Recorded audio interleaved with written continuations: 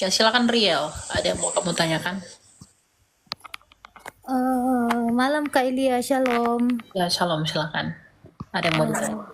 iya, Kakak saya mau tanya nih, karena kan saya kan sering ikuti Kakak punya live dengan biasanya di Room Sebla juga itu biasa bahas-bahas Alkitab. Terus saya mau tanya Kak, biasanya mereka bahas Kidung Agung tuh saya juga kan belum mengerti. Jadi kayak macam penjelasan tentang Kidung Agung kan saya juga belum pernah baca. Jadi saya dapatnya dari Room Sebelah Kak, tapi dorang itu suka hina-hina begitu. Ya, Kidung Agung itu kitabnya Salomo ya. Jadi Kidung Agung itu dalam bahasa Inggrisnya disebut dengan Song of Solomon atau puji-pujian dari Salomo. Nah, Kidung Agung itu berisi bahasa yang bersifat sastra. Jadi dia bahasanya itu bahasa-bahasa yang tidak dimengerti secara harafiah. Ya, misalnya ketika di dalam Kidung Agung disebut putri-putri Sion, yang berkulit putih, kemudian puji-pujian yang agak bahasa yang sedikit vulgar. Tetapi itu tidak merujuk kepada makna yang harafiah seperti itu, tetapi makna simbolis atau makna yang sastra. Gitu. Karena ini Kidung Agung. Kidung Agung itu Song of Solomon. Jadi lagu-lagu dan puji-pujian. Seperti orang berbahasa sastra, berbahasa berbahasa kiasan yang tidak dimaknai seperti arti literal dari kata itu. Gitu. Lagu apa? Puji-pujian Salomo gitu. Oh iya Kak, soalnya mereka tuh kayak kutip-kutip beberapa ayat saja yang kayak macam ada vulgar-vulgarnya gitu, terus mereka bahas di room itu sampai kayak jelekin-jelekin gitu loh Kak. Iya, kan mereka kan memang karena pikirannya ke sana terus, jadi kena sesuatu yang begitu langsung terkena yang begitu, gitu. Padahal orang Kristen nggak pernah memaknai ayat-ayat seperti itu dalam pemahaman yang vulgar. Karena Tuhan Yesus sebagai role modelnya kita itu nggak pernah berbuat seperti apa yang di dalam lagu-lagu Salomo itu. Kalau memang itu maknanya negatif, berarti Kristus yang adalah teladan kita harusnya melakukan itu. Tapi dalam pengajaran kita kan nggak ada yang begitu. Nggak ada tuh kita diajari bisa poligami, dapat istri banyak, bidadari-bidadari itu nggak ada diajarin. Gitu. Oh iya Kak, sama itu Kak dia mereka bahas kayak kenapa Tuhanmu itu netek-netek begitu sama sambil kalau tidak dikasih netek itu dia nangis-nangis. Emang Tuhan kayak begitu. Dorang bilang Dia begitu. kan em, penulis surat Ibrani mengatakan imam besar kita adalah imam besar yang turut merasakan kelemahan-kelemahan kita. Ya, dia dalam keadaannya sebagai manusia pasti menjadi seperti manusia yang sempurna, sebagaimana bayi menyusui, bayi makan, bayi minum, bayi disuapi, bayi disapi. Ya tentu Yesus mengalami itu ketika dia kecil. Karena Tuhan Yesus itu manusia yang sempurna, bukan manusia jadi-jadian, gitu. Oh iya Kak, itu saya kayak mungkin yang saya tanyakan soal Kidung Agung tadi. Tapi itu lagu ya Kak ya? Ya itu lagu-lagu Salomo. Oh, karena mereka bilang memang itu firman Tuhan kayak gitu ya, porno gitu. Ya, banyak makna yang bisa dipelajari dari lagu-lagu Salomo karena Salomo kan orang yang berhikmat, yang diberikan Allah hikmat. Hmm. Gitu. Karena Oh, Mesias juga kan datang dari keturunan Salomo, Yesus. oh ya Kak, makasih Kak. Itu saja Kak yang saya mau tanya. Oke, ya. Silakan Makasih. Andri. Ada yang mau ditanyakan Andri? Shalom. Nggak ada ya, Andri. Salam Timothy. Selamat Iya, malam. Shalom Mas Elia. Tadi bukannya di komannya RK ya? Iya, tadi aku ada call terus aku turun dan buat ambil komal sendiri. Nggak kondusif Oh ya udah. soalnya, banyak yang nggak Oke. jelas. Ya udah oke kalau gitu lanjut Mas Elia. Oke, silakan 07. Selamat malam. Shalom Kak, Iya, salam. Silakan Pak. Ada yang mau ditanyakan Pak? Silakan. Kak aja. Saya mau bertanya bentar ya Iya. tentang apa namanya? Tentang kerajaan 1000 tahun itu Kak. Ya, apa yang mau ditanya dari kerajaan 1000 tahun? Kakak boleh jelaskan itu enggak sama Oke. saya? Timothy mau jelasin kerajaan 1000 tahun? Silakan. Ke toilet Kak, bentar, nggak lama. Lanjut dulu. Oke, oke. Kerajaan 1000 tahun, kalau kita baca di dalam Wahyu ya. Wahyu.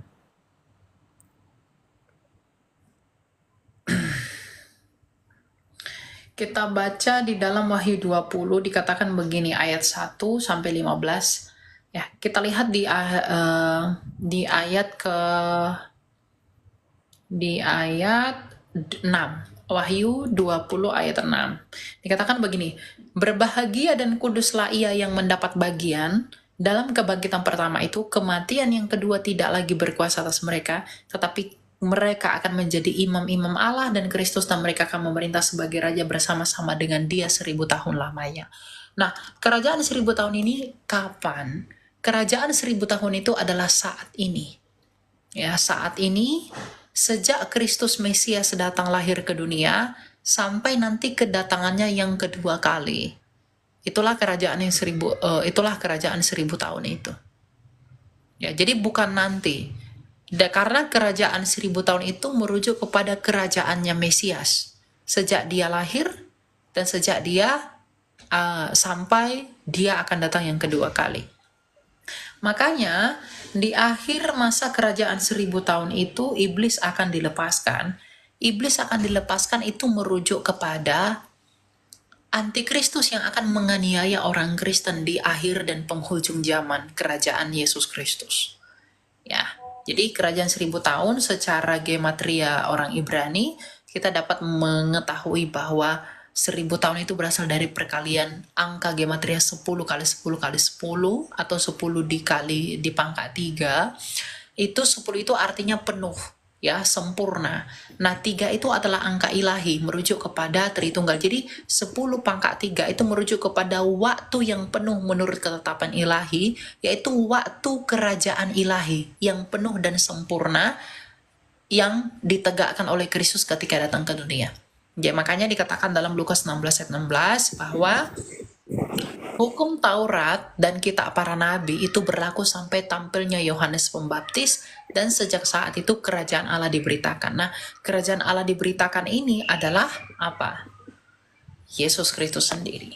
Gitu. Jadi, keadaan 1000 tahun itu adalah sekarang. Kamu sedang hidup di masa kerajaan 1000 tahun. Gitu. Oh, gitu ya, Kak. Iya, ya.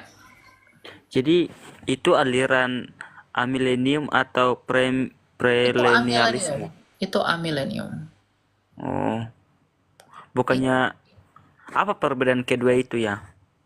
Amilenium sama amilenium ada 3, ada post premilenium, ada Pre post sama ami. Iya, sama. Jadi yang premilenium itu berbicara percaya dengan adanya pengangkatan sebelum kerajaan 1000 tahun.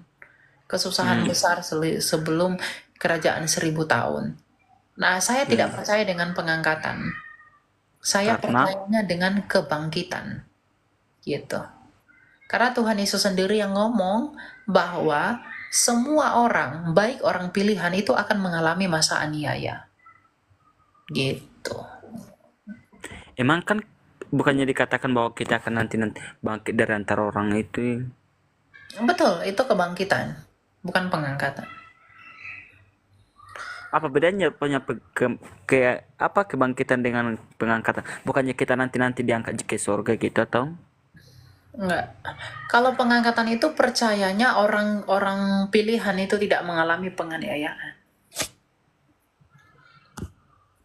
Gitu. Maka saya nggak percaya itu. Saya percaya orang pilihan pun akan ikut dianiaya ketika dia hidup di masa pemerintahan antikristus itu. Gitu. Oh, gitu ya, Kak. Ya. Ya, Kak, terima kasih, Kak, penjelasannya. Oke. Gitu ya.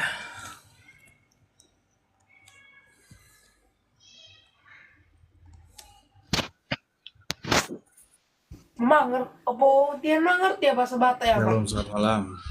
Ya, silakan Echen. Halo, Ya, halo, silakan Pak. Kak, kan ada yang dikatakan di Alkitab, jika imanmu sebesar biji sawi, engkau bisa memindahkan gunung. Kalau misalkan dideskripsikan di zaman sekarang, bagaimana ya kira-kira itu? Timothy mau jawab, Timothy? Iya, terkait dengan iman sebesar biji sesawi dapat memindahkan satu gunung. Jangankan penafsiran yang salah diartikan ya, ini juga pernah terjadi pada abad ke-8 Masehi. Abdul Aziz bin siapa itu? Pokoknya seorang khalifah dari Mesir. Dia pernah menantang seorang Kristen karena apa? Hasutan orang Yahudi. Ini sedikit kita bahas sejarah dulu, baru kita masuk kepada penafsiran. Jadi waktu itu ketika ada perdebatan Khalifah Abdul Aziz ya, Abdul Aziz Mu'adz bin Jabal, Mu'adz. Jadi bapaknya itu Mu'adz. Lalu dia menyuruh untuk perdebatan antara Yahudi dan Kristen. Waktu itu seorang Kristen bernama Patriark Ibrahim mengatakan kepada seorang Rabi Moshe, tidak heran kamu itu menyangkal Yesus Kristus karena apa? Karena dalam kitab Yesaya kamu dikatakan seperti hewan yang tidak berakal. Kenapa? Dikatakan lembu mengenal pemiliknya, tapi kamu tidak lembu mengenal pemiliknya, tetapi Israel umatku tidak. Sampai khalifah ini menertawakan, betulkah itu? Iya, betul, itu dalam kitab mereka. Jadi uh, Rabi Moshe ini karena sudah sakit hati, dia mencari ayat-ayat dalam Injil. Ya salah satunya itu tadi, jika imanmu besar, jika imanmu sebesar biji sesawi, itu akan memindahkan gunung. Jadi sekitar 3 atau 4 hari berikutnya dia menghasut khalifah ini dan mengatakan, tahukah engkau ya raja, sesungguhnya ada agama penyesat dan agama pembohong dari negara kita. Apa itu? Siapa itu? Beritahu sama saya. Dia adalah orang-orang Masihin, Kristen maksudnya. Dia adalah orang-orang Kristen. Karena di dalam kitab mereka sendiri, yang mereka sembah itu mengatakan bahwa iman sebesar biji sesawi dapat memindahkan gunung. Akhirnya khalifah ini meminta Patriark Ibrahim untuk maju menghadap dia dan mengatakan apa? Betulkah apa yang dikatakan dalam kitabmu itu? Betul. Sekarang saya minta kepada kamu, lakukan itu. Kalau kamu tidak bisa lakukan itu, pergi dari negara saya. Kalau kamu tetap pergi ke negara saya, kamu harus menjadi pengikut saya, agama Islam ya, karena waktu itu Islam Syiah. Kalau tidak, kamu akan dianiaya. Turun ya orangnya ya. Oke, lanjut ya. Jadi kamu akan dianiaya. Akhirnya apa yang terjadi? Patriark ini sempat gundah sampai dia mengundang semua seorang para rahib maupun para rahib lainnya untuk mendiskusikan ini. Ya karena memang dalam ayat Injil itu tidak bisa diartikan secara harafiah. Tapi ada satu mukjizat yang terjadi ketika Bunda Maria turun ya untuk memberitahukan, pergilah kamu kepada si Anu, si Fulan, kepada orang ini. Ini adalah seorang rahib yang selalu menyembunyikan dirinya. Dan ternyata Patriark Ibrahim ini bertemu dan meminta dukungan doa. Dan ternyata mereka berdoa bersama sampai hari berikutnya. Itu pernah terjadi Bukit Al-Muqattam. Mereka berkumpul, ada Khalifah Abdul Aziz ini bersama Rabi Moshe maupun juga terhadap Patriark Ibrahim. Apa yang terjadi? Mereka berdoa sambil bersujud dan mengatakan Kyrie eleison. Tiba-tiba gerakan bumi membuat bukit itu mulai naik dan akhirnya matahari itu dapat terlihat sinarnya dari bawah bukit yang terangkat. Itulah yang dikenal sekarang ini di Mesir yang disebut dengan Bukit Al-Muqattam. Masih ada sampai sekarang. Monumennya ada terjadi. Apakah ini diriwayatkan dalam sejarah-sejarah Islam? Kalau saya nggak salah ada dalam Tariq Khulafa itu. Karena ada kisah Abdul Aziz tidak mau disebutkan karena apa? Isunya dia pernah murtad karena pengakuan karena penglihatan dari iman orang Kristen yang mengangkat Bukit Al-Muqattam itu. Ya walaupun sumbernya sedikit ya yang terkait dari Islam, tapi yang paling banyak itu adalah kisah ini dalam sumber-sumber naskah dari kitab-kitab kawan kita dari Koptik. Kalau nggak salah pernah terjadi juga di gereja Yunani, saya lupa yang dari gereja Yunani. Tapi yang perlu saya tegaskan adalah sebenarnya ketika kita memahami ayat Injil ini bukan untuk mencoba-cobai Tuhan. Dasarnya bukan untuk mencobai-cobai Tuhan, tetapi ingin menunjukkan kepada iman seseorang itu tumbuh berdasarkan hal terkecil. Kenapa? Hal terkecil itu digambarkan seperti biji sesawi. Biji sesawi itu adalah benda yang kecil, tapi kalau ditanam pohonnya itu luas dan lebat, bahkan lebih besar daripada pohon lain. Kita diajarkan untuk seperti itu. Seandainya kita memiliki iman yang teguh, sesuatu hal yang mungkin mustahil di hadapan manusia, itu akan mungkin di hadapan Allah. Itu aplikasi yang disampaikan dalam Injil tersebut. Tapi kalau dikatakan apakah ini pernah terjadi? Ya, ini pernah terjadi. Dan itu karena kemurahan Allah untuk menyelamatkan umat-umatnya yang hampir dalam penindasan. Ya, begitu yang bisa saya sampaikan. Silakan Kak Elia. Ya, jadi memang dalam sejarah pun ada bukti bahwa iman itu bisa memindahkan gunung ya, dari sejarah teman-teman Ortodoks Koptik. Tetapi yang perlu di-highlight itu sebenarnya adalah tentang bahwa iman sebesar biji sawi itu berbicara tentang pertumbuhan. Tadi Timotius sudah jelaskan bahwa biji sawi itu memang sangat kecil, tetapi ketika dia ditanam, dia bisa menjadi pohon yang begitu besar, bahkan lebih besar dari antara pohon-pohon yang lain. Ya, jadi kalau kita punya iman yang teguh, kalau kita punya iman yang sungguh-sungguh, ya di dalam iman itu dan pengharapannya kita tidak akan mustahil menghadapi dan melakukan apapun yang ada di dalam hidup.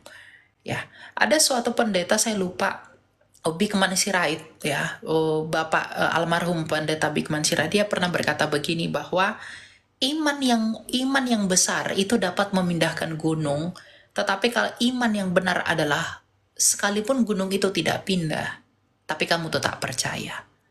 Nah, jadi iman sebesar biji sesawi itu merujuk kepada pertumbuhan dan buah yang akan dihasilkan dari benih itu, gitu ya. Ya, terima kasih atas jawabannya. Dan Ya. kalau masih boleh bertanya, Ya, bagaimana silakan, Mbak. tentang kalau di masa-masa sekarang tentang iman itu, apa entah kalau misalnya ada orang yang beriman, dia imannya sebesar biji sesawi, apa yang bisa dia lakukan di zaman sekarang? Apakah ada mujizat kesembuhan, dia bisa menyembuhkan orang atau hal-hal lain? Seperti yang saya katakan sebelumnya, hal itu bisa saja terjadi, ya, bisa saja terjadi. Itu atas karena kemurahan Allah. Tapi kita harus ingat, jangan seperti orang-orang yang tidak berakal. Layaknya iblis, ketika iblis mencoba Yesus di padang gurun, dia pernah mengatakan apa? Jatuhkanlah engkau di atas tebing ini, karena ada tertulis di dalam kitab Tuhan, malaikat akan memegang kakimu sehingga kakimu tidak terhantuk. Tapi Yesus menjawab juga dengan ayat kalimat dalam kitab Taurat, ada juga tertulis, jangan kau mencobai Tuhan Allahmu. Nah, yang perlu kita pertanyakan adalah ketika hal ini terjadi, posisinya dalam hal apa dulu? Ingin mencobai Tuhan atau ingin menyatakan kemuliaan Tuhan dengan iman kita? Pertama, dengan iman, atau dalam hal terjepit. Kisah ketika terangkatnya Bukit Al-Muqattam itu adalah hal terjepit dan Allah memberikan kemurahannya dan hal itu terjadi. Sekali lagi kembali kepada posisinya sebagai apa? Ya, sebagai untuk melihat kemuliaan Allah terhadap mereka yang tidak beriman. Karena apa? Karena tanda-tanda itu adalah untuk orang yang tidak beriman. Sedangkan hikmat adalah untuk orang-orang yang yang tidak mengenal iman tapi ingin bertumbuh untuk mengenal iman itu sendiri. Ya, gitu. Iya. Jadi harus disesuaikan ya tentang iman, harapan, dan kasih. Betul. Jadi biji sesawi itu sebenarnya tentang iman yang benar. Nah, Jadi milikilah iman, sekalipun mukjizat tidak kamu dapatkan dalam hidupmu, tapi ketika kamu mampu percaya kepada Yesus, itu adalah mukjizat terbesar. Mukjizat terbesar orang Kristen itu bukan karena sembuh dari penyakit, bukan karena bisa berjalan dari kelumpuhan, bukan karena bisa tiba-tiba makmur dari kemiskinan, enggak. Itu terlalu gampang bagi Tuhan. Tetapi mujizat terbesar bagi orang Kristen adalah ketika dia mau dan mampu percaya bahwa Yesus Kristus adalah Tuhan dan Allah dan Juru Selamat yang hidup. Karena banyak orang yang punya semuanya itu, tapi tidak mampu mengakui bahwa Yesus adalah Tuhan dan Juru Selamat. Gitu. Dan jadi kita sebagai orang Kristen itu jangan orang Kristen yang FOMO-an. Ketika ada mujizat baru imannya bertumbuh, tidak ada mujizat imannya tidak bertumbuh. Padahal mujizat yang terbesar itu adalah pertobatan kita ketika kita metanoia, kembali kepada Kristus dan mengenali Dia sebagai Allah yang benar. Gitu. Itu mujizat terbesar dalam iman kita, iman Kristen. Di luar itu enggak ada. Masalah kesembuhan dan lain-lain itu hanya bonus saja dari iman itu. Buah iman kalau Tuhan berkenan di dalam kemurahannya. Gitu. Ya. Ya, kalau misalkan kalau di manusiawi kan iman kita, kalau misalkan hari ini mungkin 30%, besok bisa turun atau naik kembali begitu. Ya, makanya iman itu dipupuk selalu karena iman itu seperti benih. Kamu harus membuat dia tumbuh jadi pohon yang besar. Gitu. Yang terakhir, kalau secara pribadi bagaimana kita bisa mengukur iman kita pada diri sendiri bukan pada orang lain? Buahnya. Berbuah enggak iman itu? Kalau tidak berbuah berarti imanmu belum benar. Tuhan Yesus berkata bahwa ada yang ditabur di semak belukar, ada yang ditabur di jalanan. Kalau tidak bertumbuh dan tidak berbuah, itu bukan iman yang benar. Jadi bagaimana kita tahu itu iman itu besar, iman itu benar, iman itu bertumbuh dari buahnya. Kalau kamu hanya bertumbuh tetapi tidak berbuah, itu pun sia-sia. Karena Tuhan Yesus juga dalam hal yang sama berkata, aku pokok anggur yang benar. Ya, thank you teman-teman. Akulah pokok anggur yang benar, di luar aku kamu tidak dapat berbuat apa-apa. Jadi berbuah di dalam Kristus. Gitu. Yang tidak berbuah, itu akan ditebang dan dibuang ke dalam api. Jadi orang Kristen jangan puas ketika hanya percaya tapi tidak menunjukkan buah-buah yang mendatangkan kemuliaan bagi Bapa. Tuhan Yesus berkata, buahmu itu dengan demikianlah Bapakku dipermuliakan. Kalau kita berbuah tetapi tidak memuliakan Bapa, itu pun tidak berguna. Gitu. Matius 7 ayat 16, dari buahnya lah kamu mengenal mereka. Gitu ya. Terima kasih atas jawabannya. Ya. Semoga Tuhan memberkati. Tuhan berkati. Ya. Silakan pembasmi. Ada yang mau ditanyakan? Selamat malam. Iya, malam. Silakan Pak. Shalom. Scroll pas gua lihat ini pas tema ini pas gua mau tanya pas sama sama Elia. Ya. Soalnya pas gua di room kadrun tuh, gua dilempar dengan ayat ini. Untuk jawaban yang ada pada gua itu udah ada, tapi gimana ya? Udah ada di pikiran tapi untuk mengeluarkan kata-kata itu nggak bisa. Makanya gue mau cari penalaran yang baik tentang ini. Ini kan kalau gue lihat tentang pasal ini kan berbicara tentang kerendahan kan di hadapan Kristus. Ya. Terus karena kalau menurut gue, kalau bodoh karena Kristus, tapi menurut mereka itu, kalau gue semakin lama semakin kenal Kristus, bukan bodoh sih, tapi semakin pinter. Itu yang gue maksudkan. Makanya gue mau tanya ke Kak Elia gimana cara penalaran Kak Elia, cara pandang Kak Elia mengenai bodoh karena Kristus ini. Ya, jadi perikop bodoh karena Kristus itu mulai dari ayat 6 itu tentang rendahkanlah dirimu. Orang-orang yang di luar Kristus, orang-orang yang di luar Tuhan Yesus, mereka tidak akan pernah mengerti artinya bodoh karena Kristus. Mereka tidak akan pernah bisa memahami ini. Apa yang dimaksudkan kita menjadi bodoh oleh karena Kristus? Ini dalam 1 Korintus 4 ayat 10 dikatakan demikian. Kami bodoh oleh karena Kristus, tetapi kamu arif dalam Kristus. Kami lemah, tetapi kamu kuat. Kamu mulia, tetapi kami hina. Sampai pada saat ini kami lapar, haus, telanjang, dipukul, dan hidup mengembara. Kami melakukan pekerjaan tangan yang berat. Kalau kami dimaki, kami memberkati. Kalau kami dianiaya, kami sabar. Kalau kami difitnah, kami tetap menjawab dengan ramah. Kami telah menjadi sama dengan sampah dunia, sama dengan kotoran dari segala sesuatu sampai pada saat ini. Hal ini kutuliskan bukan untuk memalukan kamu, tetapi untuk menegur kamu sebagai anak-anakku yang kukasihi. Apa maksud Rasul Paulus mengatakan hal seperti itu? Dalam standar dunia, dalam pemahaman dunia, dalam filsafat dunia, kalau kamu dihina-hina kembali, kalau kamu dicaci-caci kembali, kalau kamu disakiti-sakiti kembali, Kalau kamu diperbuat yang jahat, maka perbuatlah hal yang sama kepada mereka. Itu standar dunia. Tetapi Rasul Paulus ingin menyampaikan apa? Bahwa kami yang sudah di dalam Kristus ini menjadi bodoh. Kami tidak melakukan kejahatan apa yang orang lakukan kepada kami. Kami tidak membalaskan hal-hal yang jahat yang orang lain lakukan kepada kami oleh karena Kristus. Rasul-rasulnya Tuhan Yesus itu dihina, dicaci, dan dimaki oleh karena nama Yesus yang mereka bawa dan yang mereka pikul kemana-mana sebagai penginjilan mereka. Tetapi hal yang jahat yang mereka dapatkan tidak mereka kembalikan, tidak mereka balaskan dengan hal yang sama. Nah, dengan hal itulah Rasul Paulus mengatakan, kami menjadi bodoh karena Kristus. Artinya apa? Kami nggak mau neko-neko. Kami dihina, kami bodoh amat, kami dicaci, kami biarin.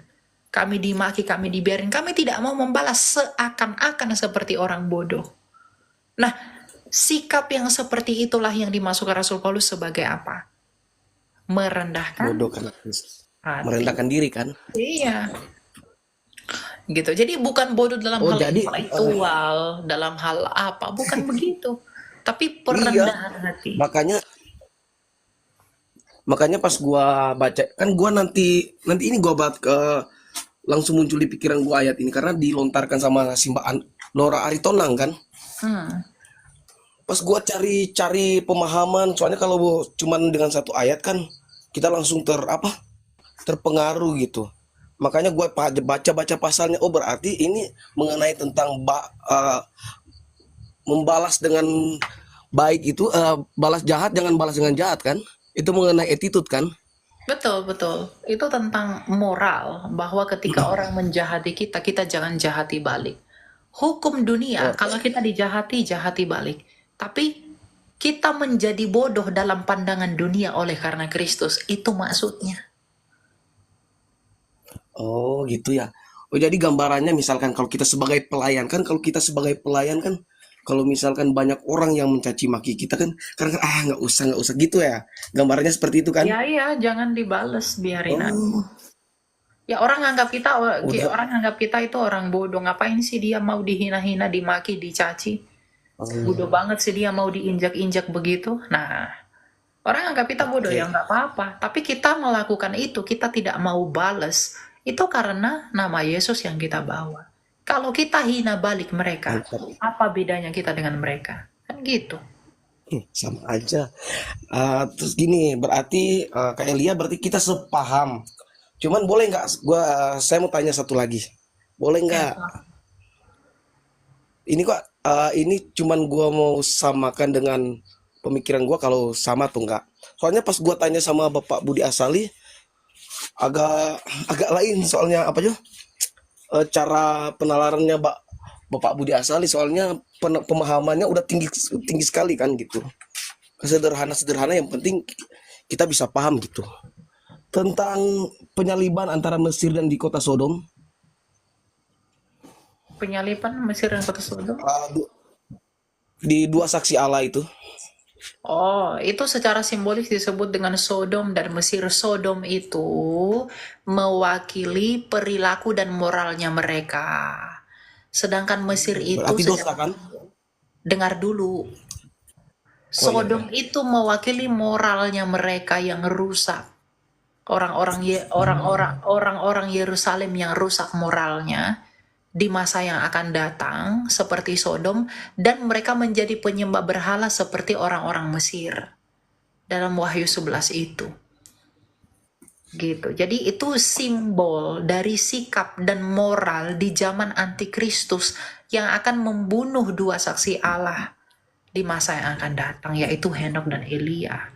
Jadi Sodom itu simbol kerusakan moral dan Mesir itu simbol penyembahan berhala.